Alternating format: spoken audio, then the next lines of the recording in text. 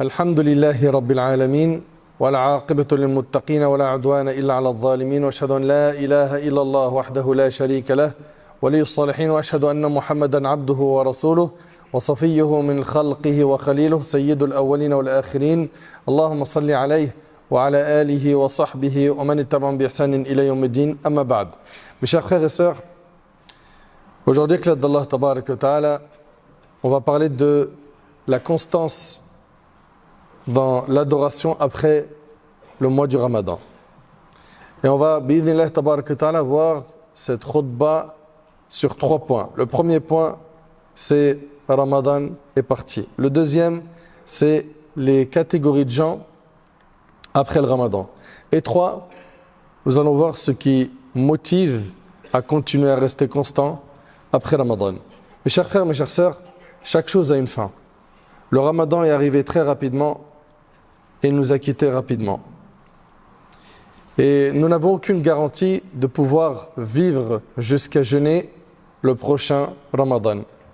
Alhamdulillah, Allah subhanahu wa ta'ala nous a comblés de bienfaits et on a pu être vivants pendant ce mois béni et on a eu l'occasion de pouvoir faire beaucoup de bonnes actions. Mais qui parmi nous a la garantie de vivre jusqu'au Ramadan prochain? Nous le savons en tant que croyants que personne n'a cette garantie. Le Ramadan s'en est allé ce mois qui est le mois du jeûne, le mois des prières nocturnes, le mois de la piété, des efforts, le mois de la générosité, de la miséricorde, le mois dans lequel Allah subhanahu wa ta'ala a franchi beaucoup de ses serviteurs du feu de l'enfer. Pendant ce mois, nous avons fait des bonnes actions et ces actions-là, nous les retrouverons, Inch'Allah, le jour du jugement. Allah tabarak wa ta'ala dit يَوْمَ تَجِدُ كُلُّ نَفْسٍ مَا عَمِلَتْ مِنْ خَيْرٍ مُحْضَرًا وَمَا عَمِلَتْ مِنْ سُوءٍ تَوَدُّ لَوْ أَنَّ بَيْنَهَا وَبَيْنَهُ أَمَدًا بَعِيدًا. Le jour où chaque âme trouvera devant elle le bien qu'elle aura accompli. Ce que tu as fait comme bien, le jour du jugement, tu vas le trouver. De même que le mal qu'elle aura commis. Et ce que tu as fait comme mal, le jour du jugement, tu le trouveras où? Dans ton livre. Allah Ta'ala dit, le jour où chaque âme trouvera devant elle le bien qu'elle aura accompli, de même que le mal qu'elle aura commis, elle souhaitera qu'il y ait entre elle et ce mal une longue distance. Et le prophète sallam dans le hadith d'Abi Dharr qui est rapporté par Muslim, il nous rapporte qu'Allah Tabarak wa Ta'ala a dit, ô mes serviteurs, ce sont vos actions que je me charge de comptabiliser. Puis je vous les présenterai. Quiconque y trouvera du bien, qu'il remercie Allah, et quiconque trouvera autre que cela, qu'il ne blâme que sa propre personne.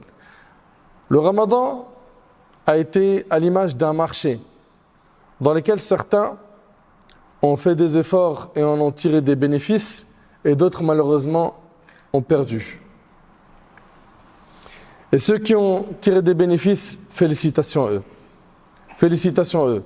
Ils se sont fatigués, ils ont fait des efforts et par la grâce d'Allah Tabarak wa Ta'ala, ils ont tiré des bénéfices. Quant à ceux qui ont été négligents, qui ont été insouciants, malheureusement, ils ont passé leur temps dans les divertissements, dans les loisirs, dans les péchés, dans le fait de dormir beaucoup, etc. Ces gens-là n'ont pas tiré profit de cette saison bénie et ils font partie des perdants. Et il faut savoir, mes chers frères, que chaque jour qui disparaît, qui s'en va, c'est une partie de nous qui s'en va avec. Gardez en tête que chaque jour qui s'en va, c'est une partie de nous qui s'en va avec. Al-Hassan al-Basri, rahimallah, il a dit, Ibn Adam, innama anta ayyam, idha dhahaba yawmuk, dhahaba ba'duk. Il a dit, ô fils d'Adam, tu n'es qu'un laps de temps. Chaque jour qui s'en va, c'est une partie de toi qui s'en va avec. Il faut bien comprendre que chaque jour, tu es en train de te rapprocher de ta tombe. De l'importance de profiter de notre existence sur terre pour faire des bonnes actions. Et concernant les gens, après Ramadan, ils sont de 3 catégories. La première catégorie, c'est ceux qui ont fait des efforts pendant Ramadan et qui ont continué ces efforts-là après Ramadan. Ils ont continué à venir à la mosquée. Ils ont continué à faire le bien. Ils ont continué à prier des prières nocturnes, à jeûner des jeûnes surrogatoires, comme par exemple les 6 jours de Shawwal, le lundi et le jeudi, 3 jours par mois. Ils ont continué à faire des bonnes actions et ils se sont écartés, ils ont tourné le dos aux péchés et aux mauvaises fréquentations. Ces gens-là sont ceux qui ont gagné.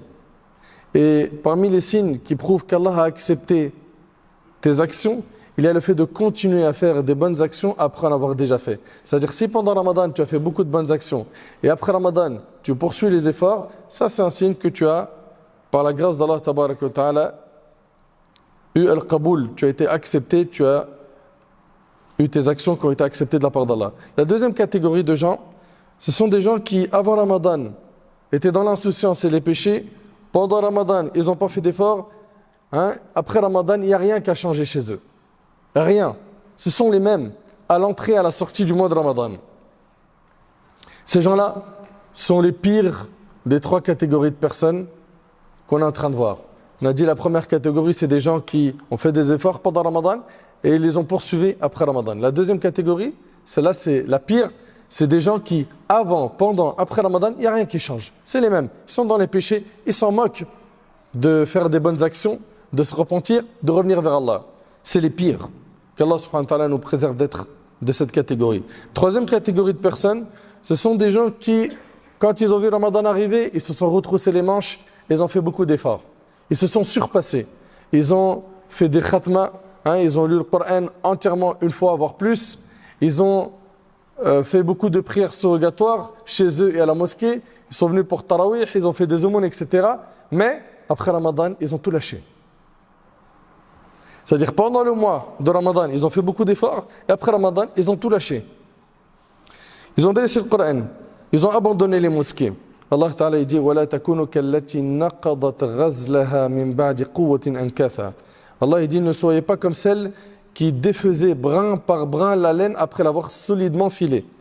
Imaginez-vous une personne qui est en train de coudre un pull, d'accord, qui est en train de coudre un pull, fil par fil, jusqu'à ce qu'à la fin le pull prend forme. Et à la fin, la personne commence à défaire fil par fil tous les efforts qu'elle a fait. Et pourquoi ? Pour quelle raison ? Allah subhanahu wa ta'ala nous dit ne soyez pas comme celle qui défaisait brin par brin la laine après l'avoir solidement filée. C'est-à-dire quoi ? Ne soyez pas de ceux qui vont abandonner l'effort après en avoir fait.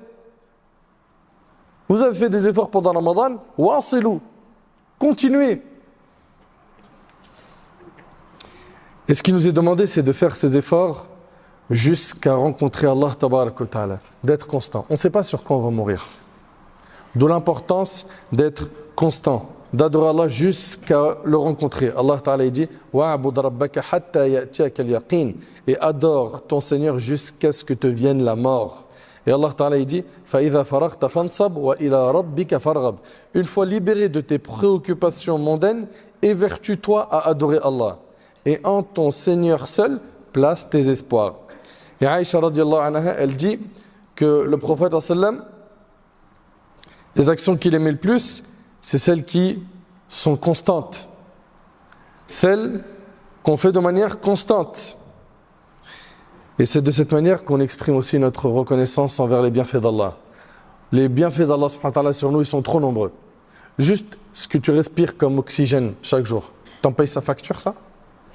Tu peux vivre sans ça ? Wallah, si on médite sur les bienfaits d'Allah, ni'matul basar, l'ouïe, la vue, si on médite sur la santé, sur le corps humain, mais on est noyé dans les bienfaits d'Allah. Et donc on se doit d'être reconnaissant envers Allah en faisant des bonnes actions pour exprimer justement, je vous ai dit, notre reconnaissance. Le prophète, dans le hadith de Al-Mughira ibn Shu'ba, il priait jusqu'à ce que ses pieds enflaient. On lui a demandé, mais tu fais cela alors que tes péchés passés et futurs ont été pardonnés ? Il disait, ne serais-je point un serviteur reconnaissant ? Le prophète, s'il multipliait les adorations jusqu'à ce que ses pieds enflaient, et priait tellement que ses pieds enflaient, c'était pour exprimer sa reconnaissance envers Allah subhanahu wa ta'ala. Et Allah ta'ala a dit وَإِذْ تَأَذَّنَ رَبُّكُمْ لَإِنْ شَكَرْتُمْ لَأَزِيدَنَّكُمْ وَلَإِنْ كَفَرْتُمْ إِنَّ عَذَابِي لَشَدِيدٌ. Et lorsque votre Seigneur proclama, par Allah, si vous êtes reconnaissant, j'accroîtrai mes bienfaits sur vous. Si vous êtes reconnaissant, Allah il nous dit, il va nous augmenter en bienfaits. Il va nous rajouter des bienfaits. Mais si vous êtes ingrat, mon châtiment sera terrible. Et parmi, on vous a dit, les signes qui prouvent qu'Allah subhanahu wa ta'ala a accepté de nous notre jeûne, nos prières, nos lectures de Coran, c'est qu'on continue les efforts après en avoir fait. Imaginez-vous quelqu'un pendant Ramadan qui pendant 30 jours, il lisait le Coran, et il est en compétition avec ses frères, et après Ramadan, il n'y a plus rien. Mais c'est un mauvais signe. Car parmi les signes qui prouvent qu'Allah a accepté tes efforts pendant le Ramadan, c'est que tu poursuis, que tu continues, que tu ne baisses pas les bras. Que tu continues ne serait-ce qu'avec 2 rak'at de prière nocturne, toi qui faisais plusieurs rak'at, toi qui faisais tarawih, toi qui dormais très peu, tu faisais tahajjud, etc. pendant Ramadan, au moins 2 rak'at chaque nuit de prière surrogatoire. Les aumônes, pareil. Tu as préservé tes membres pendant Ramadan, après Ramadan, ça y est, tu es en roue libre. Tu parlais plus à telle fille avec qui tu faisais du haram, tu as fait un break, tu as coupé pendant Ramadan, et après Ramadan, ça y est, rebelote. Tu as arrêté la clope ou la drogue pendant Ramadan ou le business illicite, après Ramadan, tu as repris. Mais pourquoi? Pour quelle raison? Tu t'es préservé pendant Ramadan, préserve-toi après Ramadan. Les pieux, c'est ceux qui aiment la prière, qui aiment les bonnes actions. Allah Ta'ala dit تَتَجَافَ جُنُوبُهُمْ عَنِ الْمَضَاجِعِ يَدْعُونَ رَبَّهُمْ خَوْفًا وَطَمَعًا وَمِمَّا رَزَقْنَاهُمْ يُنْفِقُونَ. Ils délaissent leur lit pour invoquer leur Seigneur avec crainte et espoir. Voilà, les croyants, les pieux, c'est ceux qui vont délaisser leur lit pour invoquer leur Seigneur avec crainte et espoir. Et ils dépensent dans l'obéissance à Allah de ce que nous leur avons attribué. Et Allah Tabarak wa Ta'ala nous dit, et c'est avec ce verset qu'on termine, et ce verset, subhanallah, est une grande source de motivation.